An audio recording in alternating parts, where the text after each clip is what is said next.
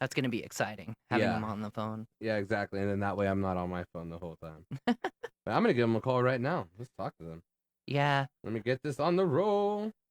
Playing with Trojan Swamp Monster in that show in Bend was awesome. I mean, there were so many good bands.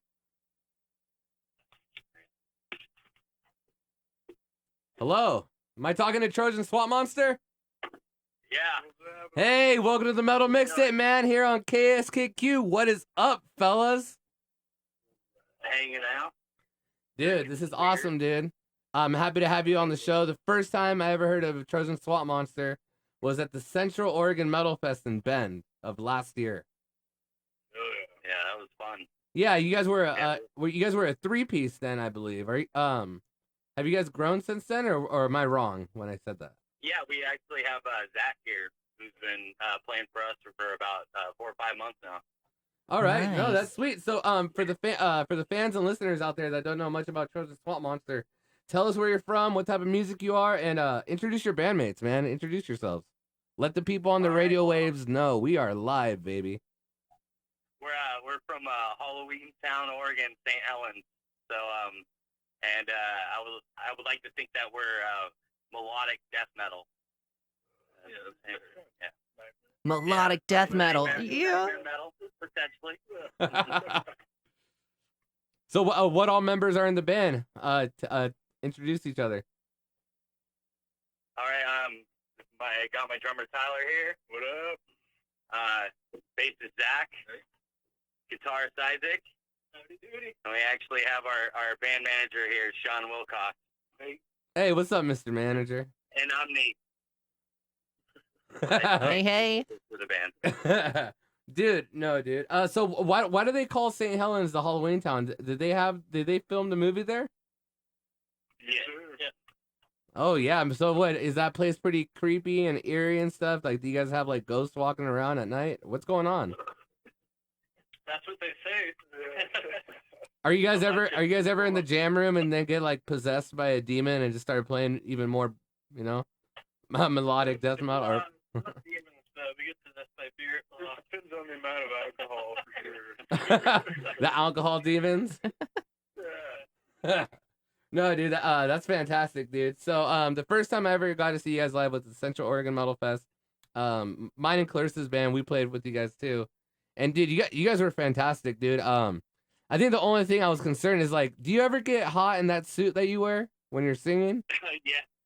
Because I saw the other band members, they looked all like freshen up, like they're breathing a little bit, and then I see you go up there with like, explain to the listeners, your outfit that you present yourself in when you guys are playing shows. So I basically look like a giant bush. I wear a ghillie suit, and I have a ghillie mask that I wear on stage. Do you ever just say screw it like some days, or it's super hot, or you're just like, all right, I gotta, like have some balls, like I just gotta fucking do this?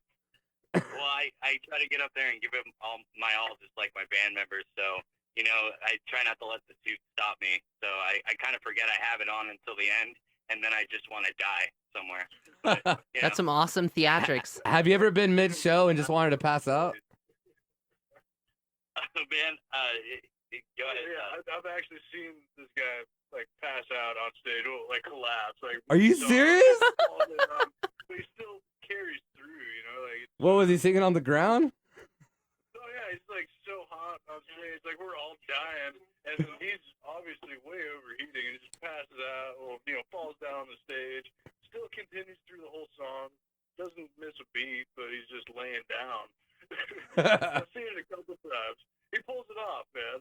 Sometimes I tell him you got to take about 10 or 15% off there so you don't overheat. He's stubborn. That's all good. No, hey, that's fantastic. I think it brings a lot to your live show, dude. But you guys are brutal, man. You guys sent me a new track. It was Cloudy with a Chance of Death, and I have your old CD. You guys gave me a demo when I saw you in Bend, Oregon. It's like the white CD, and I played songs off of there before. But when I heard this new song, I heard like this different transition, dude, and it sounds fantastic. We're pretty proud of that. Yeah, we're gonna let Isaac take over on answering for that. He's mixing and mastering it himself. He actually recorded it. Okay, let's hear it, man. I don't know. Pretty much never started. Yeah, our music's been evolving a lot over the past couple of years, and we've really taken it up a notch with this new album that we're making right now, and we're really proud of it, and it's good to hear that you like it. No, dude, it sounds brutal, dude. I've heard it. I've heard the new song a couple times, and it builds up, and then that beginning riff is so dope, man. Like I'm such a like that's like the style of guitaring that I love playing when I'm at home. So yeah, no, I really enjoy it, man. It's freaking awesome. So is this like a new demo or EP or album you guys are working on? This is a track off our album that the album's all recorded and it's in its final mixing and mastering stages right now, and it's going to be released in a few weeks. So this is one of the tracks. There's going to be 7 full songs, I believe. Oh, that's awesome, man. How does the song process go? Like, do you guys have multiple songwriters in the band, or is it just material that you've just been sitting on? You're just like locked up in a room like a madman, just writing riffs. Like, what's the process like when you guys have to come up with new material? We all write our own parts, but I think usually it's Ty and Isaac, so drums and guitar will jam out and come up with something, or Isaac will write a riff and bring it to the rest of us. So the writing process is... Oh, sorry, go ahead. Oh no, I was gonna ask like a pointless question. No, I'm just joking. No, I was gonna say, how often do you guys get together? Like, because I know everybody's an adult, everybody's working. What's that schedule like? How long does it usually take? Like, does one person record a video and like send everybody home with homework, or do you guys are able to get together more often? So there's 3 of us that live actually in St. Hone, so we usually meet up more than all 4 of us get together. Zach actually lives out in Kelso, so he makes it a practice once a week. We usually jam for 3 to 4 hours. And then if we get any extra practices with Zach, then we work on the new material. And so we don't have to actually rehearse for a show. We can relax and just jam and be band members and do what we love. So, yeah, dude, the first week was pretty brutal. There was when I joined, Isaac and I were jamming, working on songs pretty much every day, hours at a time, just so I could learn the set. Yeah, we put him under pressure. We just finished playing a show in Kelso, the venue Irvis, and Zach and I were talking, and we had been kind of shooting around the idea of him joining our band, but then at the end of that, it was like, well, we've got a show next week, and we could either do this and maybe fit you in eventually a month down the road. We're like, hey, try to learn the set in a week. Yeah, so do you want to join us on stage next week? It's like, wow.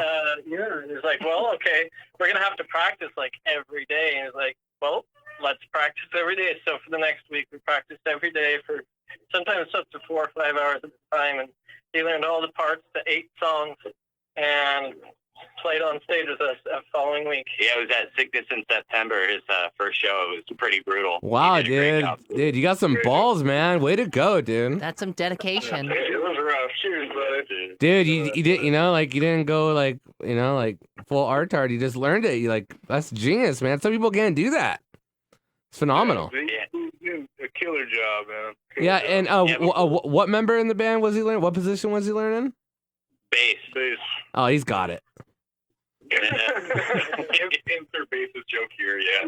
No, hey, that wasn't a bassist joke. I was confident. I was like, oh, he's got it. No, hey, that's fantastic, dude. Just being able to go up there and pull it off. Were you nervous at all after only having a week to play that set?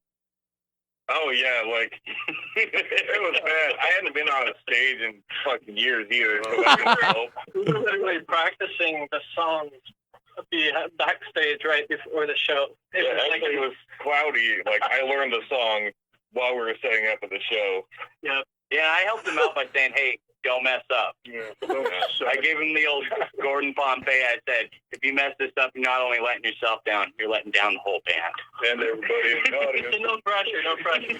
Bro, I'm so happy that you said Gordon Bombay, because you have no idea how many people I troll when they ask me my favorite hockey player. You know, and I'm just like, oh, they're like, what's your favorite hockey player? I'm like, oh, Gordon Bombay. And like, they look at me all interesting, like they get it, like it's a real person because they don't want to sound like an idiot because they don't know who Gordon Bombay is, you know. But they don't realize, you know, he's Emilio Estevez from the Mighty Ducks. I'm happy people still enjoy that movie because I'm one of those people that will rewatch old like 90s Disney's movies, you know, like Johnny Tsunami, Heavyweights. A lot of our songs on, so. Oh yeah.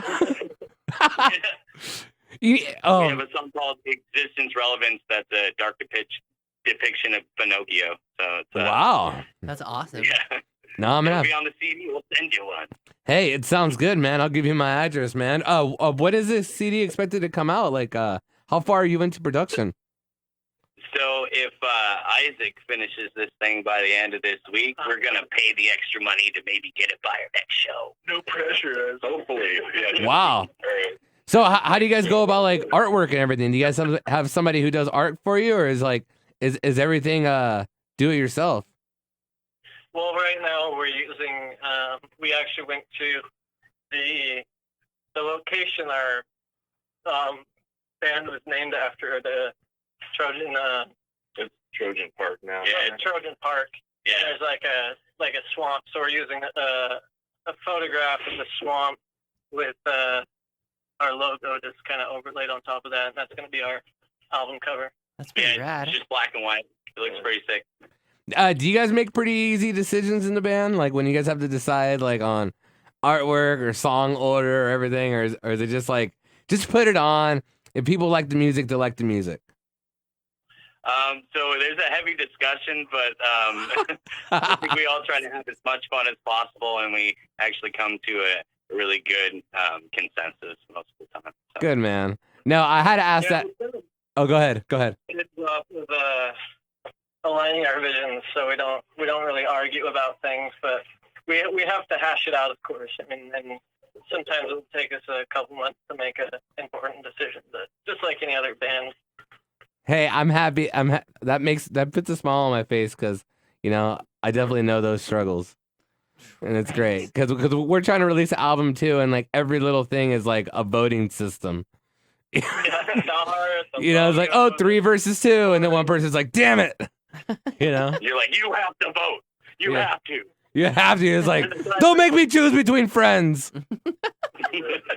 What's nice is, you know, like musically there's 4 of us, but then we got our good buddy like kind of taking over the manager position, so we got 5 of us now. Yeah, so it takes out that like the break even thing. Like, so there's always a one way to go about shit, you know. And then from the outside looking in, he can give us a good perspective on what we don't see as the band, so it's very helpful.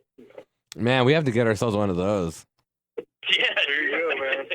No, it's always nice, dude, because the whole band just making decisions, you know, like there's always just like, you shouldn't never have tension in the band and so many decisions for the band to make, because definitely somebody on the outside being able to look in and have their own perspective, I think, is the way to go. Definitely. Yeah, definitely. It's been helping us actually with like deciding, you know, what shows we're going to play when, and you know, and how we're going to allocate some of the, you know, money that we have in the band fund. So it actually helps out a lot. Yeah, absolutely. No, dude, that's a perfect way to do it, man. I know us personally, we're going to try to have like a black book, like writing down all the expenses, every little thing that goes in and out. And it's crazy, man. Like the more you want your band to be successful, the more stressful it gets. And the more and the more money you spend, because as soon as you want to get your band big, you have to travel further and make an impact other places, you know, and you're not playing for a guarantee, you're playing for a door on a weekday that you might get $20 or $30, you know, but we do it for the love of music, you know, but I think definitely when we try to push it further, man, it gets tougher. Definitely. It definitely does. Like we spent a lot of money on the float that we made for the Halloween Town Parade last October. But it was worth it because we got to play to more people than we ever have. You guys got to play on the float in the parade? Yeah. What, dude? Is there a video of that? I want to see that. Yeah, there's plenty of pictures. Oh, that's so freaking brutal, dude. Hey, I don't think a lot of people in their lifetime can say they played on a float. Oh, no. Yeah, no, You know, some guy. It's called the Rolling Swamp. It was the kids loved it.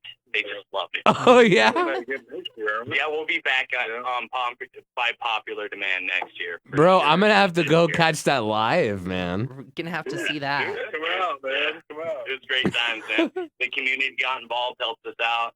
You know, started pulling like ivy from the trees in the forest, the staple onto the sides of it. It was awesome, man. Dude, that is fantastic, too. First time in a parade, we pulled third. So I think that's pretty all right. Yeah, we got third place, man. Yeah. Dale Earnhardt. Dale Earnhardt was there? Number 3, no. Number 3. We placed third on the overall floats. Yeah, we got third place. Oh, dude, that's fantastic, dude.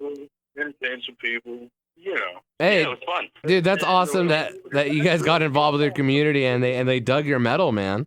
Definitely. Yeah, Yeah. A lot of people wouldn't expect to see rocking out to a bunch of metalheads, but you know it happened. Yeah, they either loved it or they hated it. It was awesome. Dude, that is one of the coolest things I've ever heard on this show, man.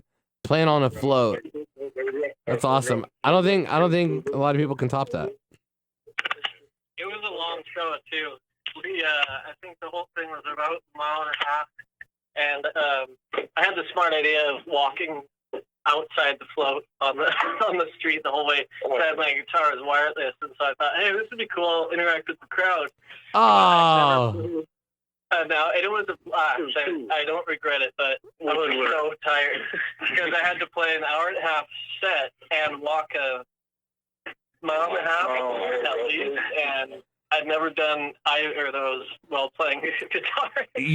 Oh man, dude, you really screwed yourself on that one. Yeah. That's pretty impressive. Well, hey, we're getting towards the end of the interview. We got like 5 minutes left, but I want to talk about the future plans, man, for Trojan Swamp Monster. What are your guys' goals this year for the band? So, we have always and continue to focus on charity and helping the scene and communities with anything that we can. So preach it, brother. Preach it. Sorry. Yeah. Once this album's out, we want to, get the ball rolling on the next one. Just keep a continuous flow of material. Yeah. But releasing this album is definitely a big, major milestone for us, and getting our merch built back up, and get the band a little bit more sustained when it comes to our intake and output. So, dude, you know what? I love what you said about helping the community and the scene and everything. Like, I gotta bring you guys over here to Grants Pass or Medford, dude. Come play a show with us, dude. We're all about the community. We're all about the scene, dude. And I'd love to interact with other people that want to help the community. Yeah. Well, you're playing a charity show for Ricky, correct? Yes, sir. Yeah, we played one last year with Vile Experiment. Oh, okay. Yeah, no, dude. All those Salem and Kelso boys, like, is it Kelso over there? Yeah, Arabish, yeah. Yeah, no, those are all the homies, man. I love all those people, man. The Dead Thralls, the Vile Experiments, like they're all good people, man. Yeah, we're all about doing community fundraisers and whatnot, and just giving back to the people, and pushing the scene as far as we can. Bro, yeah, no, hey, we're gonna have to bring you guys down here to Medford, man. Well, hell, you got our contact, man. Anytime. We need to bring you guys up here, man. Hey, what is do? 1-for-1. Yeah, dude, we'll just do like we'll do like a mini Oregon tour, a 2-day mini tour. Yeah. Or Orgy tour or something like that. Or Torregon? I don't know. Torregon? I don't know. I'm just coming up with stuff. I'm baked as hell. Do you guys have any? One of the major things that we're looking forward to is playing the Central Oregon Metal Fest again this year. Mike Self and Coma Bookings have always been really nice and awesome people. Dude, don't you love them? Yeah, we do. They're our friends. Yes. Dude, like we played that Saturday night, and my drummer worked Sunday morning, and we had to drive back, and we were saying goodbye and everything, man. We're just like, all right, we'll see you later. Like, thank you so much, Mike, and everything. And Mike's like, well, they haven't done the door yet for the end of the day, and we were just like, oh, we're not worried, about getting paid. Like, we were just ready to go home because like we were like on a time crunch, and Mike pulls $50 of his own dollars out of his wallet and gives it to us for gas. And I've never seen him. I've never seen like somebody care so much about the well-being of a band the way I did him. Like he just got out of his car and was like, oh, like just right out of his wallet, you know. And I'm just like, wow, like this guy is just like selfless. Like he was just all about the bands, dude. Hell yeah, dude. He's a good guy. Him we definitely support from a booking. Yeah, dude. Him, Brandon, the Grave Witch Boys. I like them all, dude. Oh yeah, great. Foes. For sure. They're all sweet, dude. But one place, if you guys haven't checked it out, is the Erebus in Kelso. Very cool venue, awesome setting. It's pretty brutal. There's no venue kind of like it around here. The owners, Dan and Angelica, are just phenomenal people. You know, we're gonna have to hit them up. Anything and everything you can. Hit them up. You know, come up, play a show, hang out. No, it's great, man. No, yeah, I know. We'll light some doobies, slam down some PBRs, dude. Oh yeah. I'm cheap, bro. I drink PBR, bro. Our guitarist happens to be one of the sound guys there, and our bassist is his backup. So when we play a show, they're screwed. Is there anybody that you guys would want to give a shout out to while you're on the radio? I would just definitely say the Erebus for sure. Dan and Angelica, hands down. You know, they're great people. They've helped us out immensely. Metal Cross Productions. They throw shows out in the Vancouver area. They're always good to work with and fun. And myself, of course. Definitely. All the listeners and Ashland and Medford out there, all of our fans and friends and family members, we appreciate everything that they have done for us, and we'll continue to strive to do the best we can for them. Yeah, much. Yeah, if it wasn't for the fans, we wouldn't be who we are today. Yeah, and thank you, Sean, for putting up with our bullshit. Our manager. Respect, guys. I love that, man. Thank you guys for having us on your radio. Hey, it's all love, baby. It's all love. Right? You know, it's tender, man, and it's all love. So, all right, tell everybody the platforms you're on, the Instagrams, the Facebooks, the yada yada blah blah. Let's hear it. Where are you guys at? Where the fans can find you? So at the moment, like as we speak today, it's fairly limited, but you can find our music on Reverb Nation, and one of our tracks is on YouTube. But like we mentioned before, we're going to release our new album in a few weeks, and we're going to be distributing it digitally, so it'll go up on all the major platforms like iTunes and Amazon. Yeah, iTunes, Amazon, Spotify, Pandora. So if you just stay tuned, anybody that wants to hear it, just stay tuned in the next few weeks, and you'll start to see us playing. And hard copies of any show that we play after we release it. Mm-hmm. If you're around at a show, we'll have hard copies, and you can pick one up for yourself. And patches and stickers and koozies and more. Yeah, all the goodies. All the goodies. Dude, that all sounds fantastic, dude. I wanna thank you guys for being on the show. And by the way, we're gonna be playing "Cloudy with a Chance of Death" later, a little bit after the top of the hour. We're gonna present that song by Trojan Swamp Monster, and dude, it's gonna be awesome. I can't wait to play it, dude. Nice. Take it easy, man. Thank you so much for having us, dude. And thank you guys for coming back. And as soon as that album's done, we'll set up another interview throughout the year if I'm not booked, and we'll just have you back on and we'll talk about it. Hell yeah, dude. Right on. All right, brothers, you guys were freaking fantastic. Thank you for giving me an awesome interview. You guys were entertaining, fun, and lovable. Thank you so much, guys. That was awesome. They're cool. That was a great interview. You know what? I like great interviews like that because those guys were entertaining. They were funny, but not only that, they were so supportive of the community and they do stuff for the community. And I love bands that get involved, you know. Definitely. And it's the band's job. Like I every local show that I've been to lately, I've been trying to send the message that if you're in a band, like we are the fans. So I think if we're worried about all these venues closing here and there, and we have all these bands here in town, like, we got to just come to these shows. Us as band members supporting other bands because we are the fans. You know, there's a big old Aftershock festival. You can see all these band members going to support all those bands. You know, the band members here need to go support all these little venues. And that's what I've been seeing lately. Half the crowd out there is literally other band members. Well, yeah, I mean, we're all interested in music, so we should be out there listening to Yeah, the bands. yeah, we're the fans. So I think, you know, we'd be able to fill up these venues we have so easily if we just like worked with each other.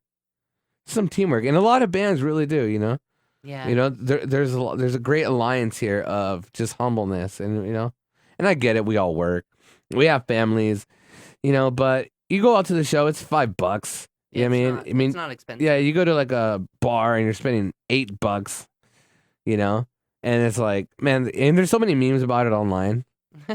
You know what I mean? Like people would like hate, like would spend like a bunch of money on drugs, but they wouldn't spend no money on going to a show. Remember the SpongeBob meme? Yeah. Yeah, we're like on one, it was like $5 for a show, and SpongeBob was like, ew. Like, here, take my money. Yeah, it was the drug one where it was like $80 a gram, and he's like, oh, take my money. Yeah.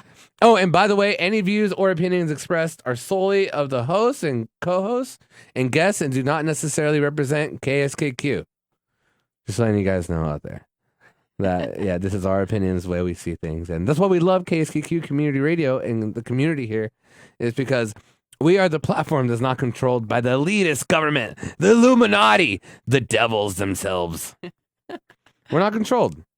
Try to control us. Do it. I dare you. Control me. Kill me now. Nobody's killing me anything. You know what? I'm going to play a song here by We Butter the Bread with Butter called One Hurts, and we're going to be back at the top of the hour. Yeah. So this is We Butter the Bread with Butter. Whoa, I almost broke. That was gnarly. Let me turn myself down. Sorry if I blew everybody's ears out there. I'm super excited. I had my coffee. Here's We Butter the Bread with Butter on the Metal Mixtape.